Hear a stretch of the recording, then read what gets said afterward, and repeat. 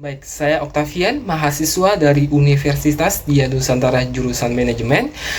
Untuk memenuhi tugas mata kuliah Behavior Corporate Finance, saya akan menjelaskan apa saja terkait Behavior Corporate Finance. Behavior Corporate Finance atau BCF adalah cabang ilmu keuangan koperasi yang mempelajari bagaimana faktor psikologis dan perilaku manusia mempengaruhi keputusan strategis dan operasional perusahaan. Nah, Behavior Corporate Finance ini berfokus pada analisis empiris dan teoritis tentang bagaimana keputusan korporat dipengaruhi oleh aspek psikologis dan emosional. BCF ini atau Behavior Corporate Finance bertujuan untuk memahami dan memprediksi implikasi sistematis pasar keuangan dari sudut pandang psikologis. Dengan demikian, BCF ini dapat memberikan wawasan baru untuk membantu manajemen perusahaan dalam mengambil keputusan yang lebih bijaksana dan menghindari kesalahan yang seringkali terjadi karena faktor-faktor psikologis yang tidak disadari. Behavior Corporate Finance adalah cabang dari keuangan yang memadukan konsep psikologi dan teori keuangan tradisional untuk memahami bagaimana bias kognitif dan emosional mempengaruhi pengambilan keputusan dalam konteks perusahaan. Berbeda dengan pendekatan keuangan klasik yang mengasumsikan bahwa individu bersifat rasional dan memaksimalkan utilitas. Di Behavior Corporate Finance sendiri mengeksplorasi bagaimana perilaku manusia yang tidak selalu rasional dalam mempengaruhi keputusan manajerial dan hasil perusahaan.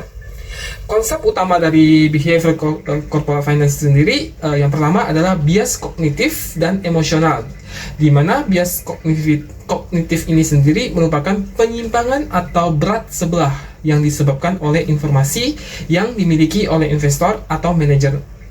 Misalnya, ada yang namanya overconfidence bias, di mana manajer seringkali terlalu percaya diri dalam kemampuan mereka untuk mengambil keputusan yang dapat menyebabkan pengambilan risiko yang berlebihan serta investasi dalam proyek dengan nilai negatif. Yang kedua adalah framing effect, yang dimana framing effect ini sendiri adalah fenomena di mana cara informasi disajikan dapat mempengaruhi keputusan dan penilaian individu.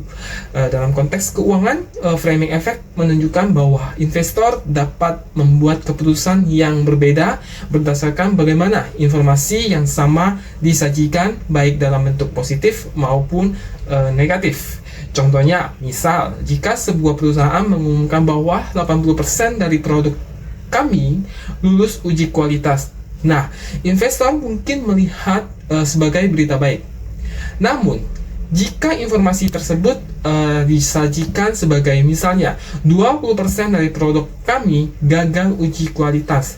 Nah, reaksi investor bisa saja berbeda meskipun fakta yang disampaikan tetap sama. Yang ketiga adalah availability bias, di mana availability bias adalah kecenderungan individu untuk menilai kemungkinan suatu peristiwa berdasarkan seberapa mudah. Contoh-contoh relevan yang dapat diingat. Nah, dalam konteks keuangan ini berarti bahwa investor mungkin lebih cenderung untuk membuat keputusan berdasarkan informasi yang paling mudah diingat dan yang terbaru, alih-alih mempertimbangkan semua data yang relevan. Contohnya, misal jika seseorang investor baru-baru ini mendengar tentang beberapa perusahaan teknologi yang mengalami kerugian besar. Nah, ia mungkin menjadi skeptis terhadap semua investasi di sektor teknologi, meskipun banyak perusahaan lain dalam sektor tersebut tetap berkinerja baik. Nah, hal ini terjadi karena informasi negatif yang baru saja didengar lebih mudah diingat dibandingkan dengan data histori yang lebih positif. Lalu, untuk bias emosional itu melibatkan perasaan dan spontanitas dibandingkan fakta. Contohnya, investor cenderung hanya mencari informasi yang mendukung pandangan dan mengabaikan informasi yang bertentangan. Lalu yang kedua adalah teori regret, yang dimana teori regret menjelaskan bahwa ketakutan yang akan penyesalan akan menyebabkan orang menjadi risk averse atau justru mengambil risiko yang lebih tinggi dibandingkan dengan returnnya. Nah, teori ini berkaitan dengan reaksi emosional investor ketika ia menyadari telah melakukan kesalahan dan dalam proses evaluasi. Yang ketiga ada yang namanya herding behavior, di mana herding behavior ini merupakan kecenderungan perilaku investor untuk mengikuti keputusan orang lain. Hal ini dapat menyebabkan beberapa bias emosional seperti conformity, congruity, dan kognitif konflik.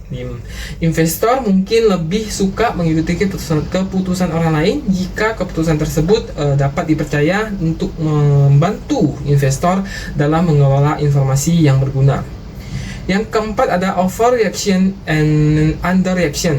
Untuk overreaction ini terjadi ketika investor bereaksi terlalu keras terhadap informasi positif ataupun negatif. Sedangkan untuk underreaction terjadi ketika investor tidak cukup bereaksi terhadap informasi penting. Nah, kedua fenomena ini dapat dipengaruhi oleh emosi dan persepsi individual. Lalu yang kelima adalah limited attention and information asymmetry, di mana limited attention ini investor seringkali memiliki keterbatasan waktu dan sumber daya mental untuk memproses informasi yang kompleks. Nah, hal ini dapat menyebabkan investor mengambil keputusan yang kurang optimal. Sedangkan terkait informasi asimetri itu terjadi ketika situasi di mana beberapa pihak memiliki informasi yang lebih lengkap daripada pihak lain. Nah, informasi asimetri ini dapat mempengaruhi keputusan korporat dengan cara yang tidak transparan. Selanjutnya terkait kontribusi behavior corporate finance. Yang pertama, identifikasi kecenderungan di profesional sukses, di mana penelitian menunjukkan bahwa kecenderungan bias juga ditemukan pada profesional sukses seperti CEO, pengusaha, dan atau analisis yang merupakan perubahan signifikan dari fokus sebelumnya pada investor dan konsumen individu. Yang kedua, pentingnya heterogenitas individu, di mana penelitian juga menekankan pentingnya mempertimbangkan jenis kecenderungan yang plausibel untuk individu dan situasi tertentu. Lalu selanjutnya terkait komponen utama behavior corporate finance. Yang pertama adalah bias manajerial dalam pengambilan keputusan. Ada overconfident bias, di mana manajer seringkali terlalu percaya diri dalam kemampuan mereka untuk membuat keputusan yang dapat menyebabkan pengambilan risiko yang berlebihan, seperti investasi dalam proyek yang dengan nilai negatif. Ada optimisme bias, di mana manajer mungkin memiliki pandangan yang terlalu optimis terhadap prospek masa depan perusahaan sehingga mengabaikan risiko dan potensi kerugian. Lalu ada loss aversion, di mana ketakutan terhadap kerugian membuat manajer cenderung menghindari risiko meskipun peluang keuntungan lebih besar. Yang kedua, bias investor dan dampaknya pada perusahaan. Ada yang namanya herding behavior, di mana investor cenderung mengikuti tren pasar tanpa melakukan analisis mendalam yang dapat menciptakan gelembung atau crash di pasar saham. Yang kedua adalah mental accounting, di mana investor sering memisahkan keputusan keuangan menjadi kategori terpisah yang dapat menyebabkan alokasi dana yang tidak optimal. Lalu selanjutnya ada representatif heuristik, di mana investor menggunakan pola atau data historis untuk memprediksi masa depan tanpa mempertimbangkan konteks yang lebih luas. Yang ketiga ada efek bias pada struktur keuangan dan investasi perusahaan. Terkait struktur modal, bias manajerial dapat mempengaruhi keputusan terkait utang dan ekuitas. Misalnya, overconfidence dapat menyebabkan manajer lebih memilih pendanaan utang karena mereka percaya dapat mengelola risiko dengan baik. Yang selanjutnya, keputusan investasi, di mana manajer mungkin melakukan investasi yang tidak optimal karena bias seperti overconfidence atau sunk cost fallacy. Yang selanjutnya adalah keputusan dividen, di mana perilaku investor yang dipengaruhi oleh bias dapat mendorong perusahaan untuk memprioritaskan kebijakan dividen yang tidak selalu sesuai dengan nilai maksimal perusahaan. Lalu selanjutnya ada pembahasan tentang teori dan model utama dalam behavior corporate finance. Yang pertama ada market timing theory, di mana mengusulkan bahwa perusahaan cenderung memilih waktu yang tepat untuk mengeluarkan saham atau utang berdasarkan kondisi pasar yang sedang menguntungkan. Yang kedua ada teori behavior signaling, di mana menjelaskan bagaimana manajer menggunakan sinyal tertentu seperti kebijakan dividen untuk mempengaruhi persepsi investor. Yang ketiga ada prospek teori, di mana menjelaskan bahwa manajer dan investor tidak hanya berfokus pada hasil nilai akhir, tetapi juga cara hasil tersebut dipresentasikan, dengan kata lain gains vs loss. Yang keempat, agensi teori dalam perspektif behavior corporate finance, di mana menambahkan dimensi psikologis pada hubungan prinsipal agen, seperti bagaimana bias dan insentif manajerial mempengaruhi keputusan yang tidak selalu selaras dengan kepentingan pemegang saham. Nah, behavior corporate finance memberikan wawasan yang luas tentang bagaimana faktor psikologis dan perilaku manusia mempengaruhi keputusan strategis dan operasional perusahaan.